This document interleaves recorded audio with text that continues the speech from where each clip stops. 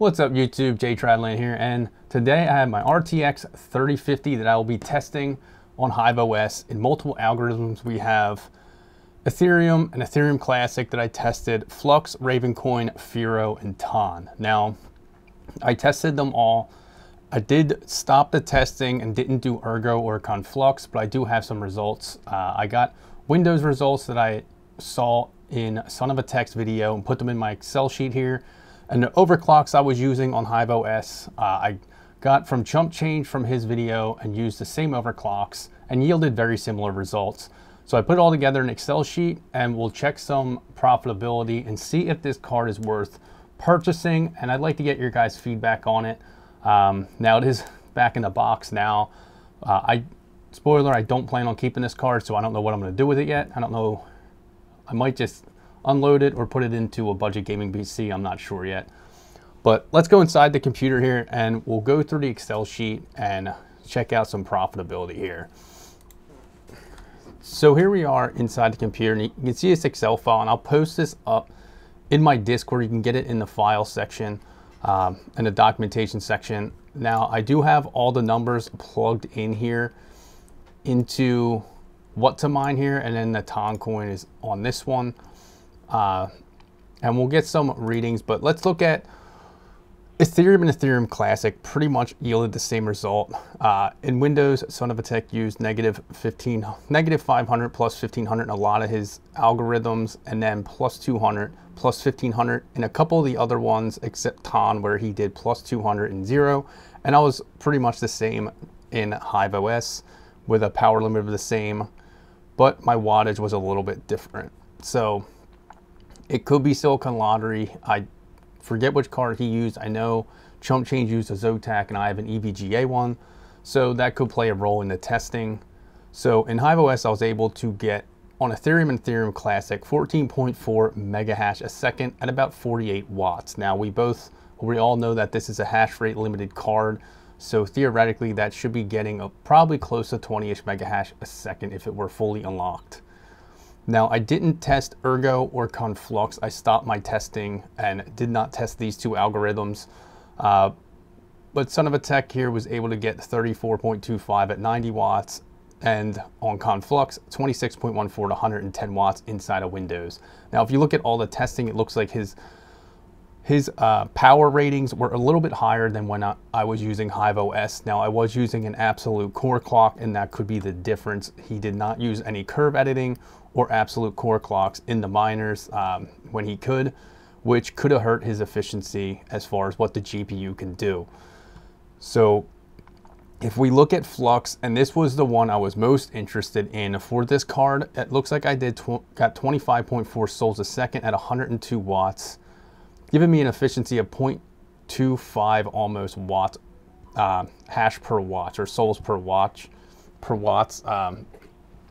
Not nearly as efficient as I was hoping. I was hoping to get over 30 sols a second. Now a 1070, in my opinion, would be a much better buy at this rate.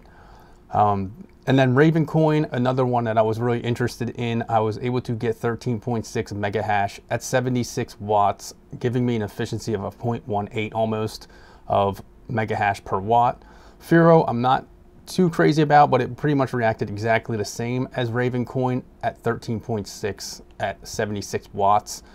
TON, a lot of people are mining this coin. Personally, I am not.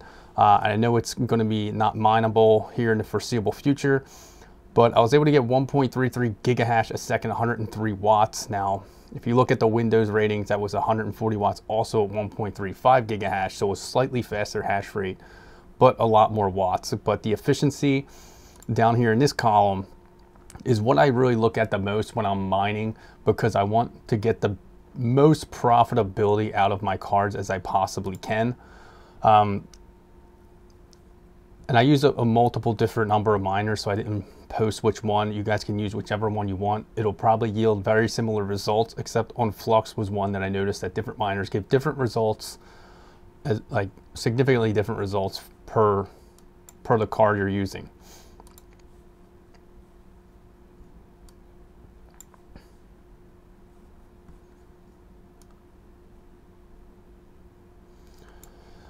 So let's look at some profitability here. So let's look at Toncoin first, since I have it calculated here on the page. So 13 cents a kilowatt hour, and I was doing it at 1.33 gigahash. So I use my most efficient overclocks when I'm doing the calculations. 13 cents per kilowatt hour is pretty much what I pay, and I was doing 103 watts. So I'm looking at almost 88 cents a day in revenue, 32 cents a day in power cost, giving me a daily earnings of 50 cents per day on Toncoin. Now, I don't mind that, but I know a lot of other people do. So let's go ahead over to the regular what to mine. All right, so I put all the numbers in except for Ergo and Conflux. I put the Windows numbers in that Son of a Tech was able to achieve, just because I didn't test those two. And we'll see which one is the most profitable. I did put 13 cents per kilowatt hour because that's what I pay, and I would be using this card. So if we calculate that, it looks like with these numbers, Conflux would be the most profitable right now. Actually, FIRO would probably be the most profitable at 49 cents per day. Now, if you look at estimated rewards, some people might look at estimated rewards and see what coins they're getting and how many, depending on what they're mining for. Some people are looking to hold for a long period of time. Flux is one I would be interested in, and Ravencoin. So it looks like Ravencoin has a slight edge over Flux right now as far as earnings.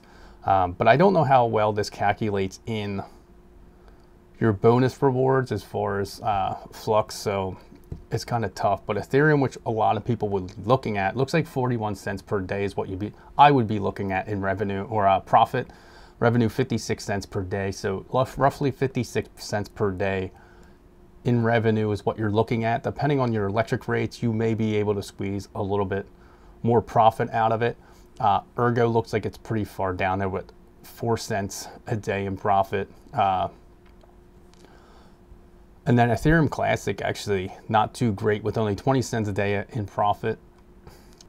So like I said, I will upload this Excel file to my documents in my Discord. So if you join that, you can access this file and use the overclocks, or even just do some testing on your own, run some numbers on your own. But you know, that's the results I was able to get with my 3050. I didn't test the other two algorithms because I just wasn't too impressed with the performance of it. I definitely will not be building a rig out of these. As far as putting it in a gaming computer, I probably wouldn't even do that too much unless it's a very budget gaming rig and you really need a graphics card at the time, because these are pretty much readily available.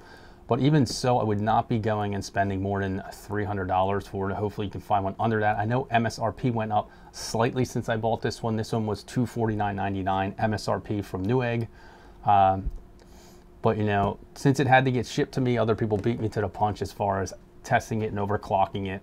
So that's why I just went with their numbers and their overclocks and just did my own testing.